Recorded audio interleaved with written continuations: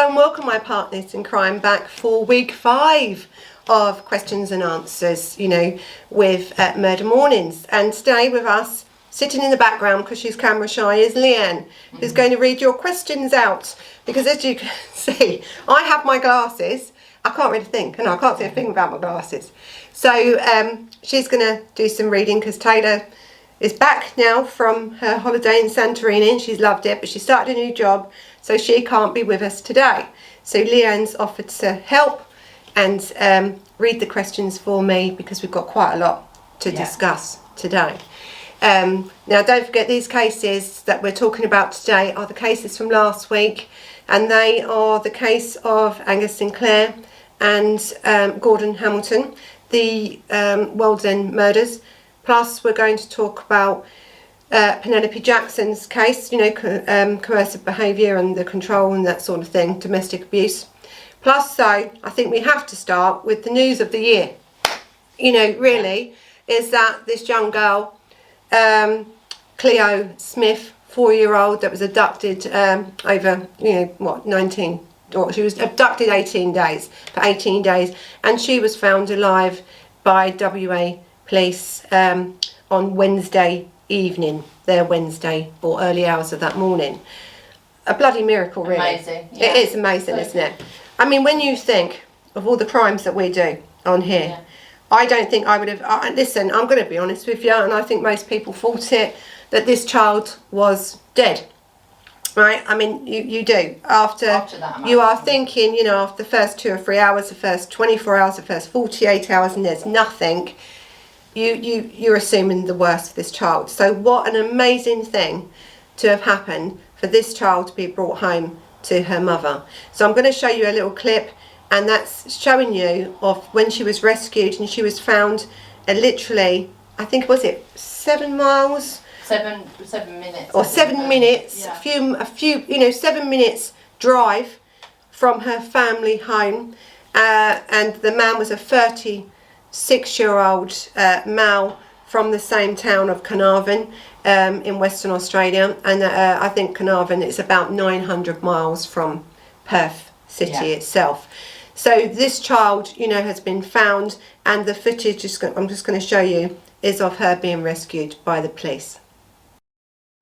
In the middle of the night, in a small town in Western Australia, came the miracle the whole country had been desperately hoping for. Cleo, my name's Cameron. How are you?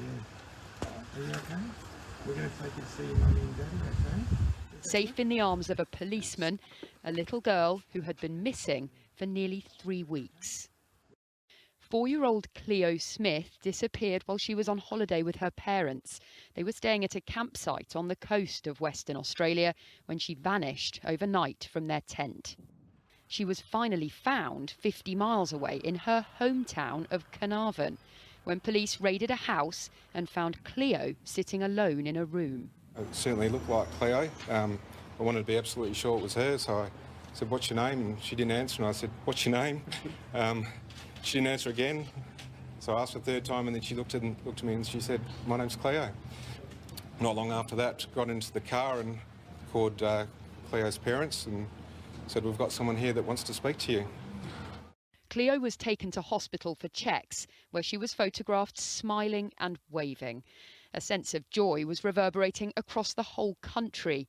Cleo miracle. The 4-year-old girl missing for 19 days found alive and well. A seemingly happy end to a case that has gripped Australia for the past 18 days. During an increasingly desperate search, police interviewed more than 100 people at the campsite and offered $1 million reward to anyone with information. If you know anything at all, call the police, because we want our daughter back and she wants us. We need her home. Today, Cleo's mum posted a message online that said simply, "Our family is whole again." Police are questioning a 36-year-old man in connection with Cleo's disappearance. It's not yet known what happened to her during the 18 days she was missing for. But for now, there is simply enormous relief that Cleo has been found. Chloe Keedy, ITV News.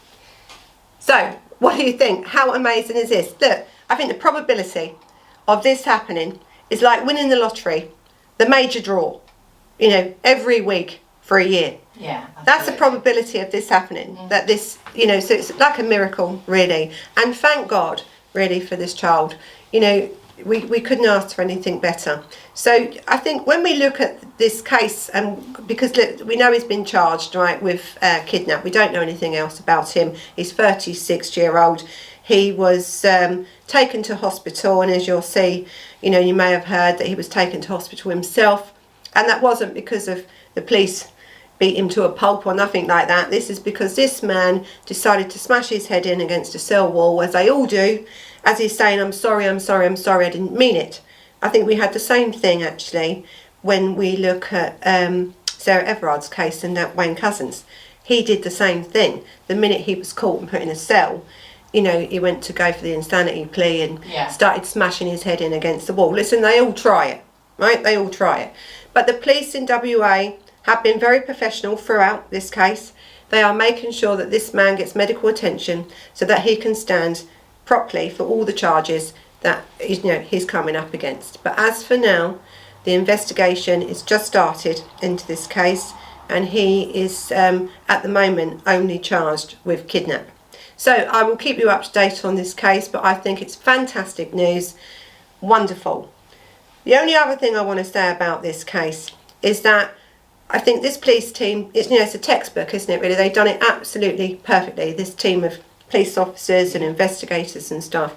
Plus, very early on for this state, released out $1 million reward. Now, we spoke about rewards before, and we spoke about this in the case of little Cheryl Grimmer, where they've now released out this $1 million reward for this, you know, historic case of this missing child.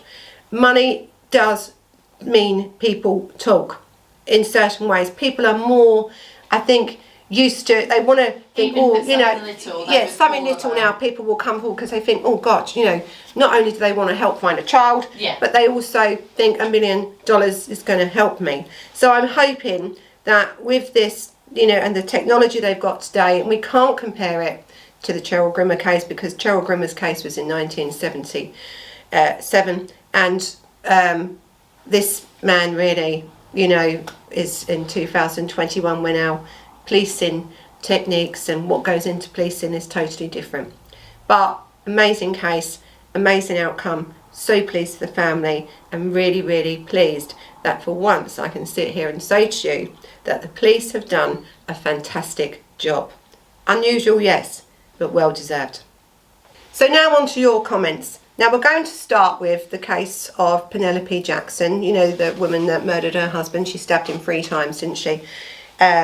Listen, I knew it was going to be controversial, and I knew I've had loads and loads of comments on it because this cases have to be discussed. We have to, you know, analyse these cases and think, okay, what do we really think about really went on here? We've said about the text messages and stuff that she's done, but I think when you really basically break this case down, as to why she was charged with murder and didn't get away with manslaughter under the defence of coercive behaviour, really, you know, caused by her husband, is that she stabbed him once. All right, so as I said to you before, listen, she's lost her shit. They've had a row.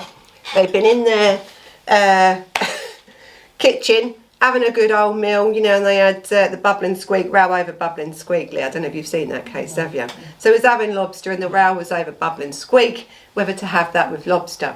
In the end, this row of these 2 people turned out that one man was stabbed. She stabbed him once.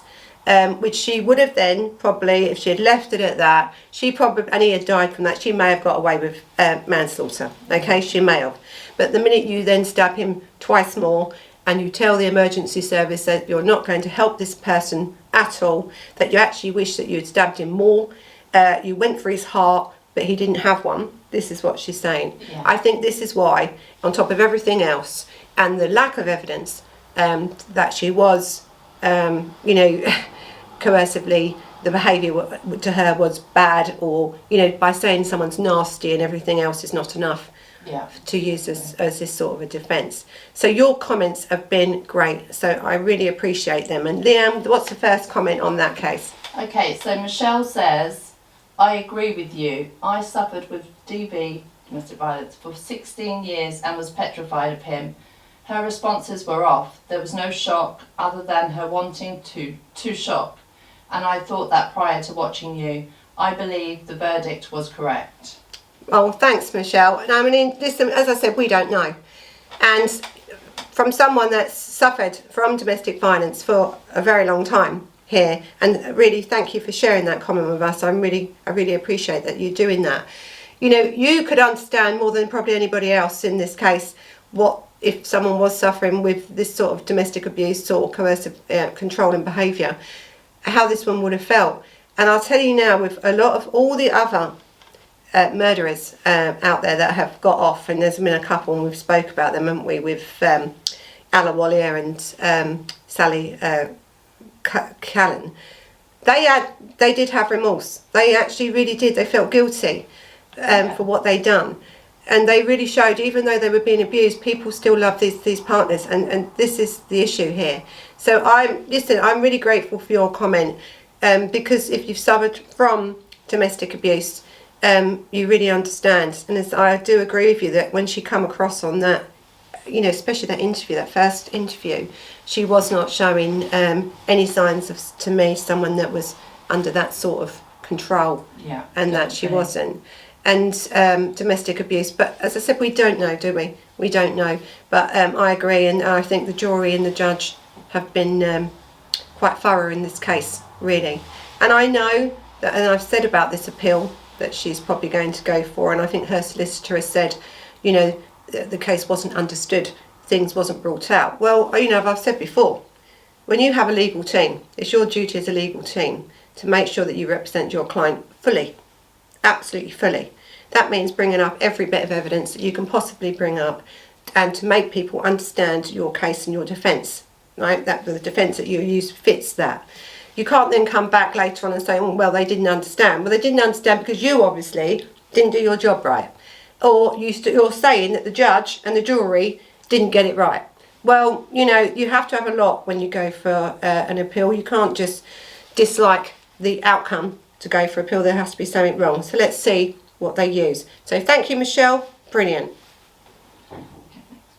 Okay, D says, in domestic violence relationships, it doesn't take much for one or both partners to kick off and things to escalate. So I believe the meal in this case caused a fight and she has snapped. The situation made more volatile by possible alcohol consumption. This woman has been married 4 times, she being the common denominator in all 4. Personally, I don't think it was a case of coercive control. Oh, thanks, Steve, for that. Again, another great comment, because you brought up every aspect, haven't you? And listen, I've said before, when you mix alcohol or any other substance into a relationship, you know, and things turn violent, which I think is what happened here. And okay, we know they bickered, because even the daughter said they was bickering all the time. I agree, and I think this is probably exactly what's happened. And you've got it right there, Dee. Okay. Next one, Lee. Damien says, don't justify murder. Loads of women are controlling. If men killed the woman, it would never be considered.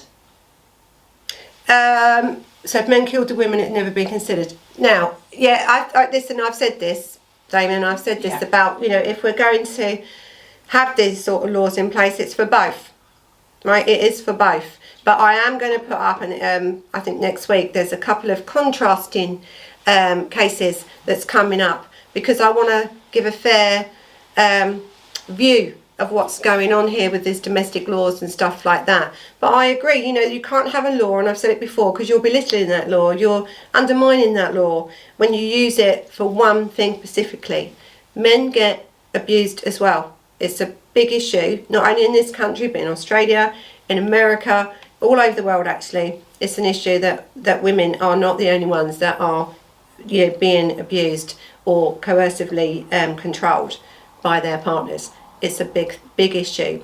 But I am having to do, and I will be doing some cases next week that will bring in a different look. But this comes down, doesn't it, to the law? It comes down to the perception of the jury. It comes down to the defences, you know, what they're using and how good the defence team is and how clearly they come across with their case. So thank you for that comment. Brilliant. Next one, Lee. Colette says, I think she was the abuser. She made out she was scared of a 78-year-old man. No. I'm not saying he was an angel, but I still think she was the bully, just something about her. Yeah. I mean, assuming something is one thing, but we have been told, haven't we? And his sister, David's sister, had said that she was the bully in that relationship. I think his daughter from a previous marriage had said that David really, right in the beginning, really didn't want to marry this woman, and that he felt that he couldn't back out.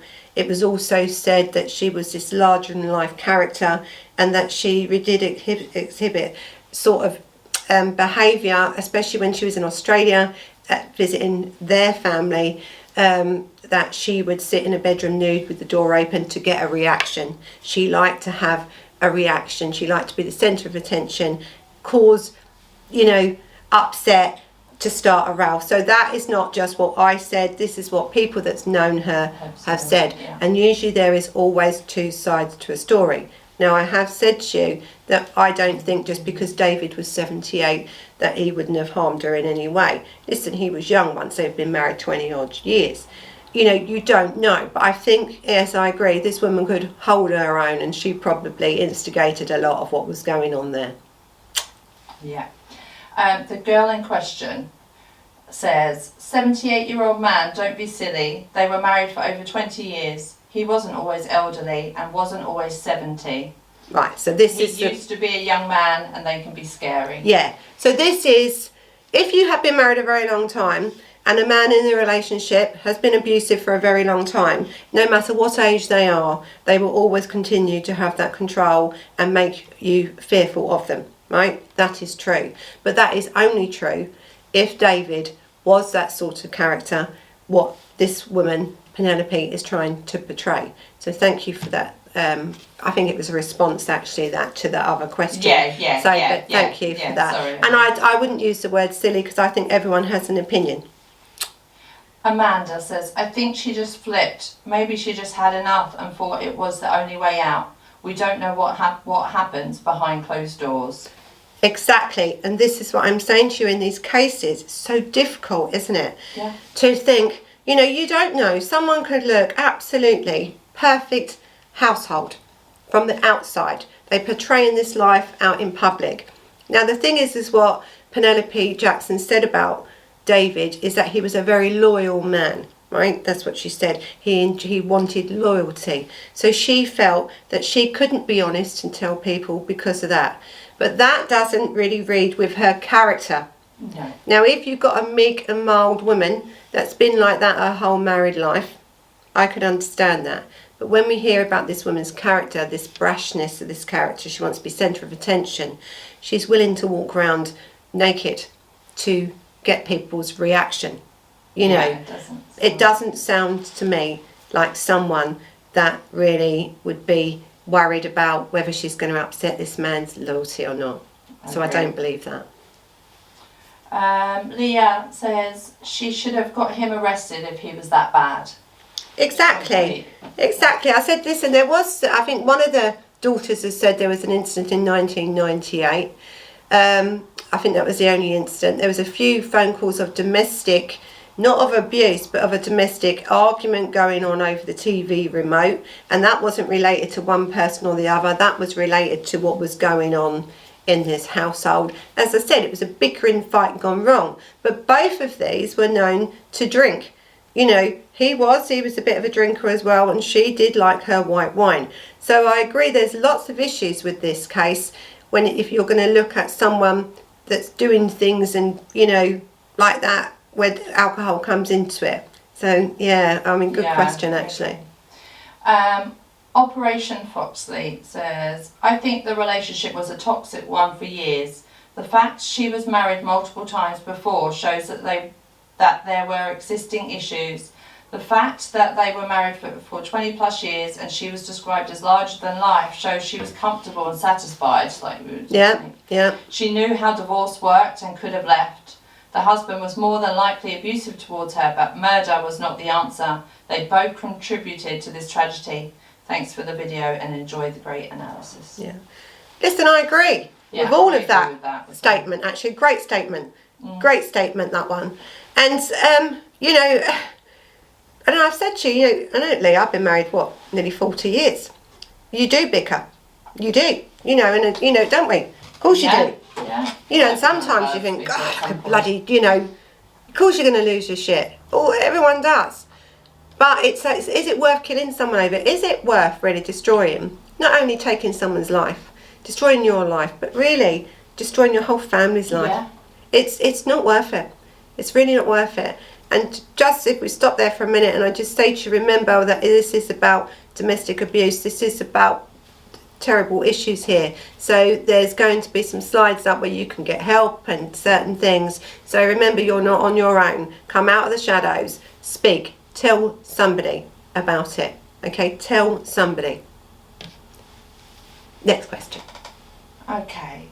Sue says, I'm not saying that there wasn't some coercive control, but I think that this case was due to alcohol. It seems as if her behaviour altered when she had had too much to drink. An argument was brewing and she got confidence from having had a drink and stabbed him as a way to win the argument.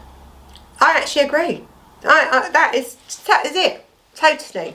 And see, this is what I said in the beginning. When you stab someone one time because you're in an argument and it's heated, you've had a bit of drink and you're rowing and you think, right, you know, you picked up something, that's instantaneous, right? That's it. You could have a case there of diminished responsibility, you've lost it, but she would have lost that if her blood alcohol level had alcohol in it. So then you have stabbed someone. You could have walked away. Stabbing someone, I've said before, is not easy. It's not easy to stab someone. And then he says, I bet you wouldn't do that again. This is what she's saying, he said. Yeah. So she stabs him 2 more times. 2 more times. Then you come away then from it just being a row and you've lost your control and you've attacked him. Now you're talking about murder. Yeah. Brilliant question though. Julie, I put up with abuse for years. He was absolutely heartless. Funny thing, he never raised his hand to me, but tried towards the end, because I became strong. He was just controlling. He verbally abused me and did things to torment me. He sneered me, never had nothing nice to say. I hated him. I couldn't take any more. I've watched this story over and over and I can totally understand what she's done. I think she snapped. 8 years have gone by since I left him and he is still trying to control me. I cannot do anything that reminds me of my ex-relationship. It's totally changed me. I turn to drink, I don't watch TV, and there's certain songs I hate. Maybe she should have just walked away, but nobody will ever know what went through this lady's mind. Oh, that's not... What was her name? Julie. Julie. You know, thank you for sharing that with us, Julie. You know, that's a really, you know, the way you've said it, I think, shows what real coercive control is about. To make you feel that way. To where a man never raised his hand to you, but has made you feel so bad, you know, so threatened, so vulnerable for all that time. I mean, you know, if anyone understands these sort of cases, it's people like you, Julie, that understand these cases really more than I could, or, you know, really, it's an absolutely fantastic comment, and I'm so pleased that you've shared it with us.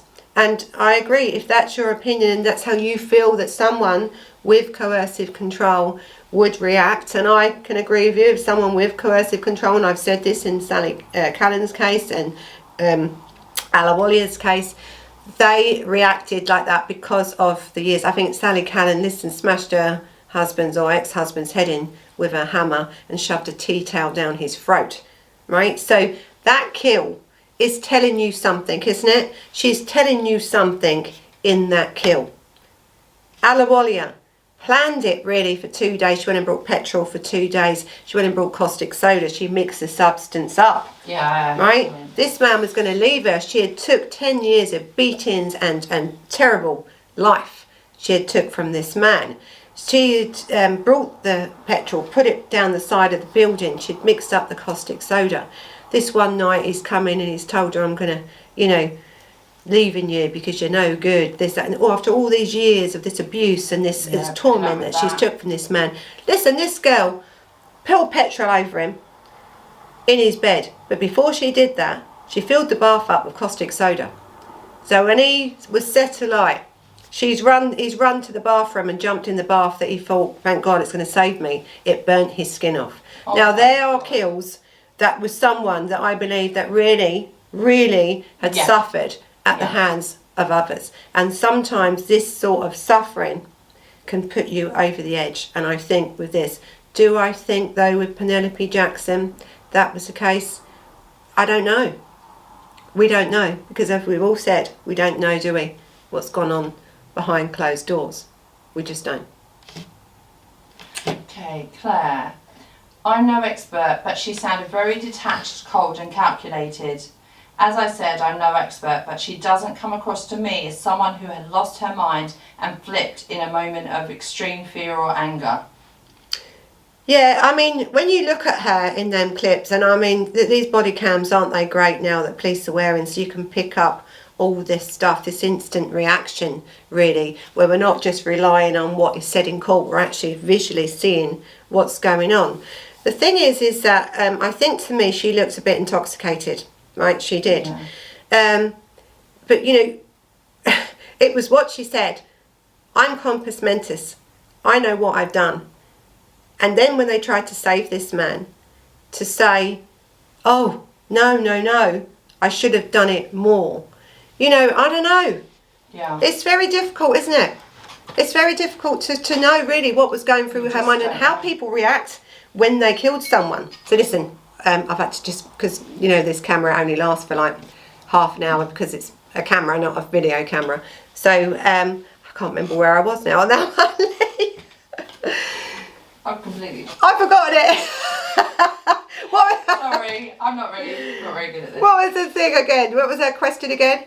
Claire had said, I'm no expert, but she sounded very detached, cold and calculated. As I said, I'm no expert, but she doesn't come across to me as someone who had lost her mind and flipped in a moment of extreme fear or anger. Right.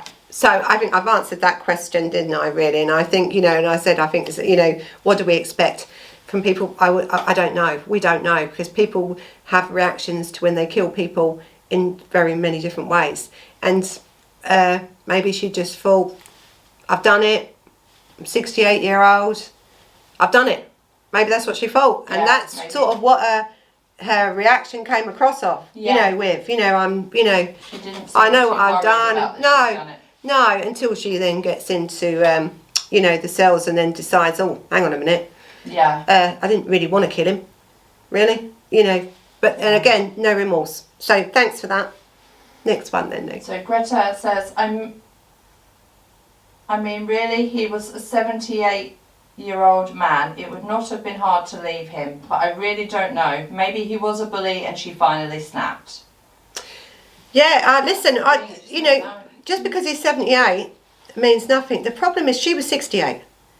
So you've had 24 years, this man, nice house, nice part of, you know, Somerset, they lived, you know, not a cheap area. 68 to start again.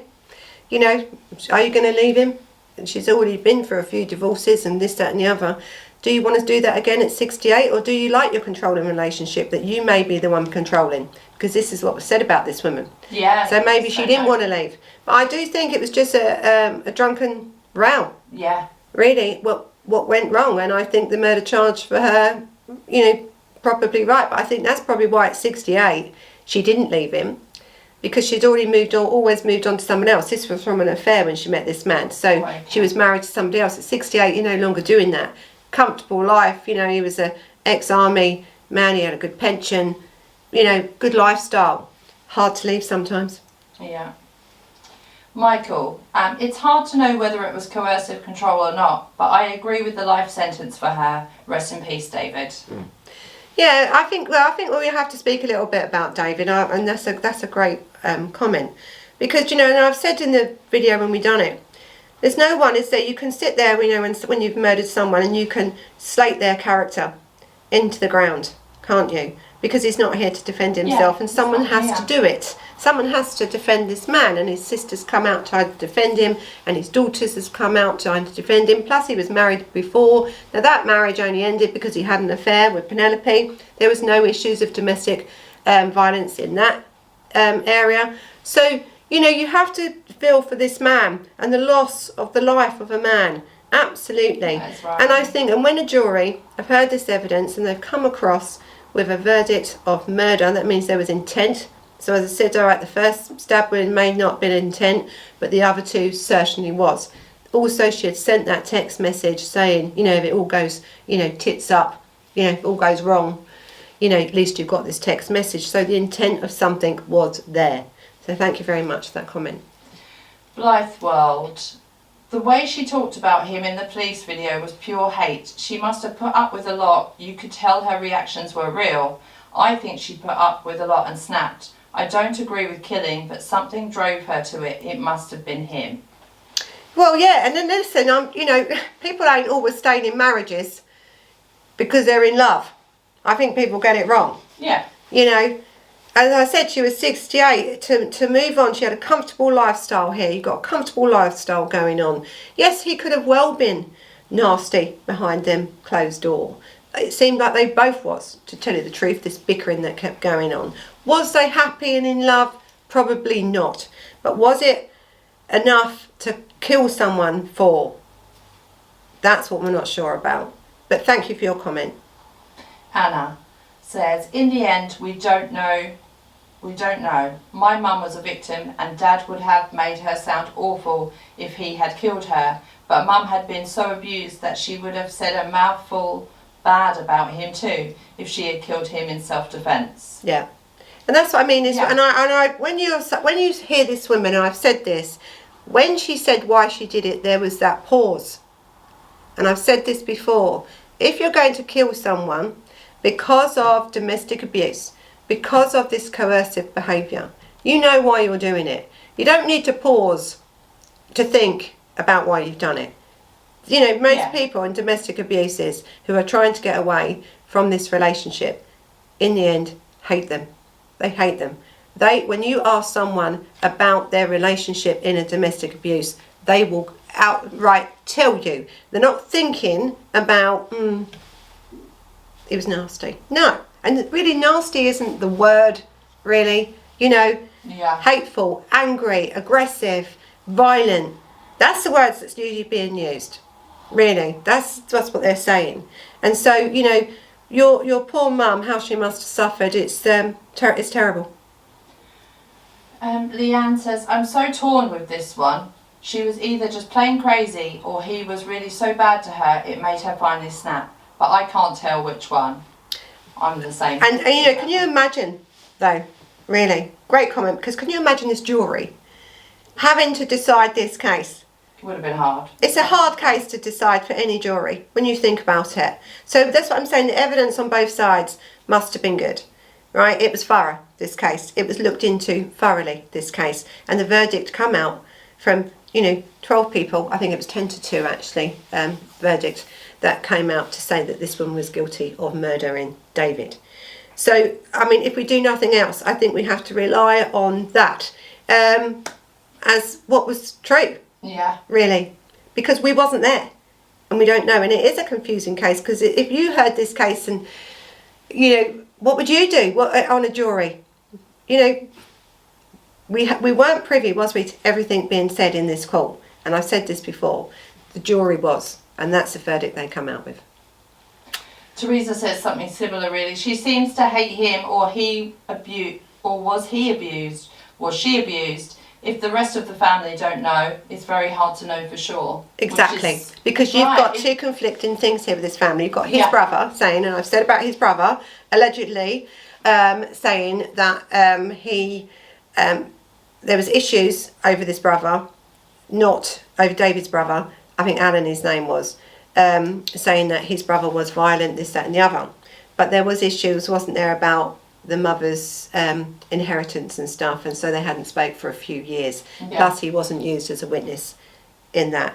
Listen, and I've said before, any defence team, if you haven't got a family member to back up your defence, then, you know, obviously his evidence wouldn't have been relied on in court.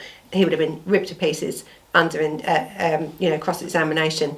But let's see, you know, as I said, we don't know. Yeah.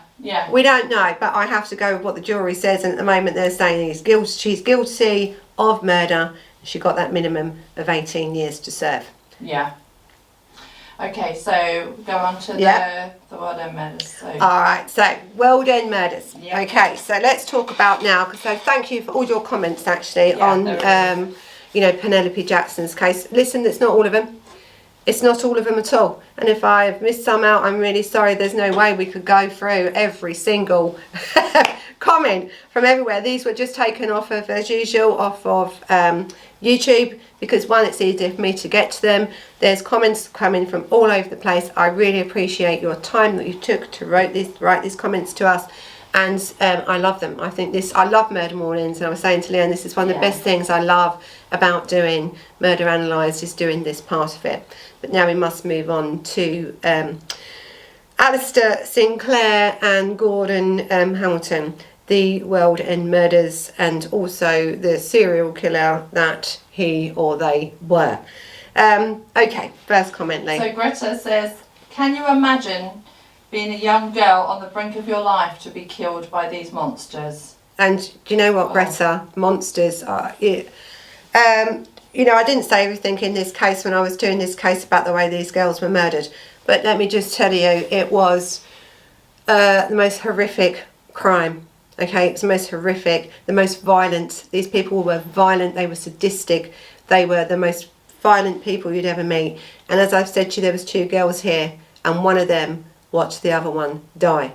And so she knew what her outcome was going to be. It's an absolutely terrible case, this case. Shocked me to the bone, and I've been going through this case and looking at other things these people may have done. Shocking case, and these poor girls, young 17-year-olds, to be faced with this, they actually had no chance. It's shocking. But thank you, Greta, for that. Thanks. So Lisa says, I love when cold cases are solved years later, just as the criminals are comfortable they can live happily ever after. They think they've outsmarted the system, and suddenly advancements in technology bring them undone. They never envisioned DNA, security cameras, or even dash cams at one point, so I wonder what's in store for the current generation of criminals in years to come. While I'm still intimidated by my mobile phone capabilities, it's rewarding to see that technology catch up with these thugs. The karma train may be slow, but it will get you eventually. Well, that's it. Oh, Lisa, we are loving the comment. Loving the comment. And I know Lisa, and I know Lisa's in Victoria, in Australia. So hello, Lisa, and thank you for that wonderful comment. It was really, really great. Now, I think if we just look actually at this case that's just come into light, and this is this Cleo case, the technology used in this case just shows what's going on now, where you can track someone down. Now, I know they used car cams to find that, because there's no CCTV in that area. There was a lot of car cams used, there was a lot of phone data analysis used, and different things to track this person that took this young child. So yes, I think killers now should be worried. With the advances in DNA that we use now, the advances in not only in DNA, but the advances of the investigation of how the police and the technology now that we use. I mean, I think they was using satellites, they were using drones, they were using everything.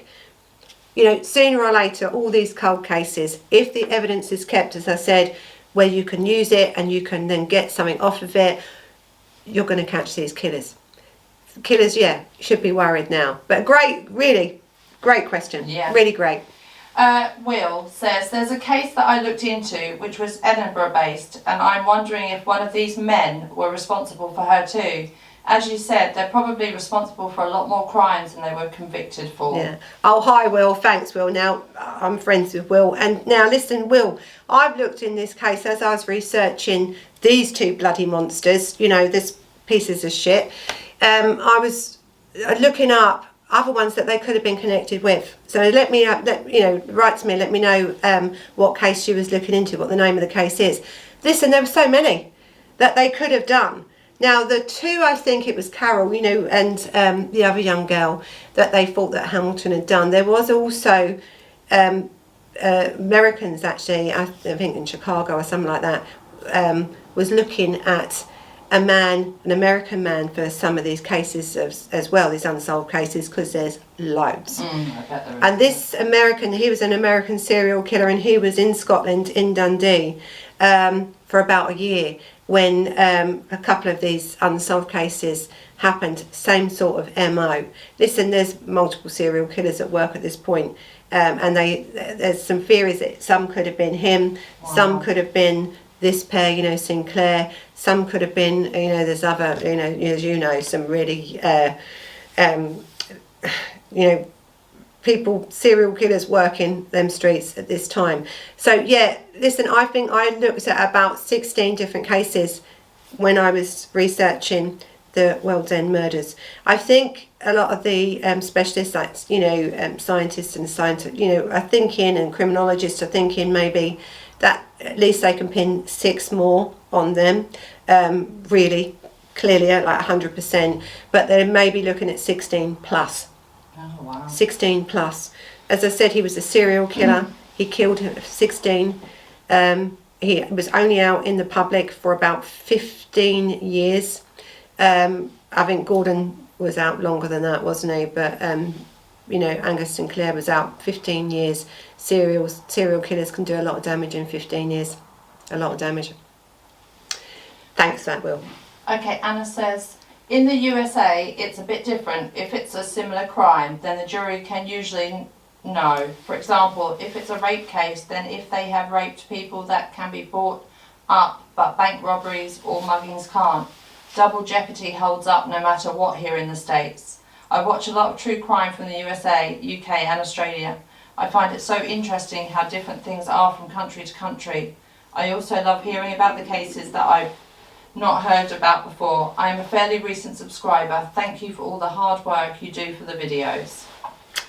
Great comment, because this case was about double jeopardy as well, right? So it's about the serial killings and the murders, but it was about double jeopardy, the law that changed in Scotland.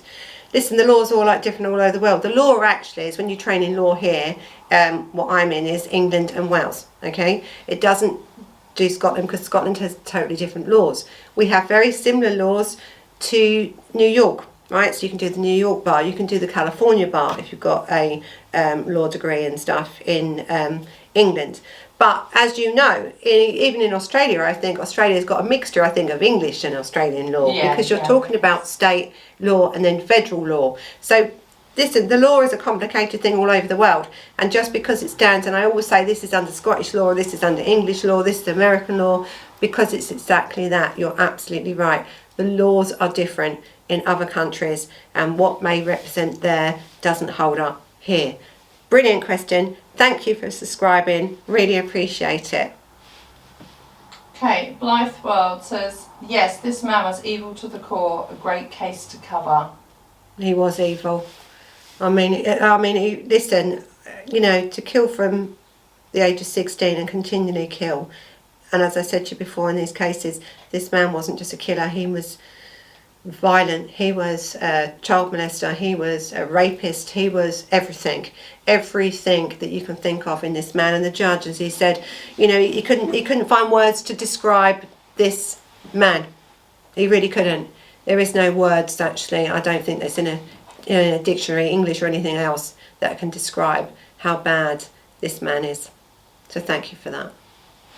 Okay, this is Judy. She's just said, the other day I watched a video, and after you said you had done the Manson murders, did you upload? So a little bit off topic. Yes, I have done the Manson murders. I've done a 3-part one. I've also done Tech's case as well on that, but they are on the Members Lounge cases, and sooner or later they will be coming out, but they're on Members Lounge. So yes, I have done them.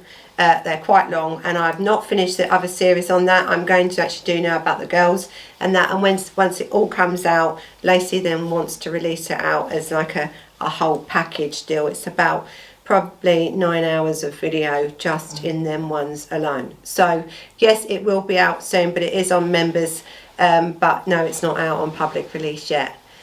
So listen, thank you for all your comments. I'm so glad that we get to do these murder mornings. I just love it. I love all your comments. We are so pleased with how the channel is going and how your response to our channel is going. We appreciate everything you do for us. We appreciate all our members, our partners in crimes, people that's just subscribed, our old subscribers that's been with us from the beginning. We are so appreciative of you, and you know, may we continue So listen, the next case coming out, and I think I've put it up actually, the case that's coming out, and that's about the Shirley Oak Children's Home, and that will be coming out this weekend. It is a disturbing case. It's a case about, and I think it was Bubba from last time when we done Murder Mornings, and it was his comment that told me about, this was in relation to the Lee Broxall case and also the Kevin Hicks case, and this has come from that. I will also be bringing out the next couple of days, the probably Tuesday it'll be released, the sort of two cases that I think contrast the case of Penny Jackson, because I think we need the overall view. Now, before we go, I must say that, remember, domestic abuse is a serious issue all over the world, and if you are in any way have any issues, you know, and you need help, there's places, and I put phone numbers and emails and stuff up here. You are not alone. You really are not. So please contact someone. It's really important that you do that and you get some help. You don't have to live like that. You are not alone. So thank you for watching. You can catch this up on Let's Have a Chat About Murder on our podcast on Spotify. You can catch the little highlights of this, you know, the little clip versions on Facebook. And so, what else can I say? Thanks for watching. Till the next time. Bye bye.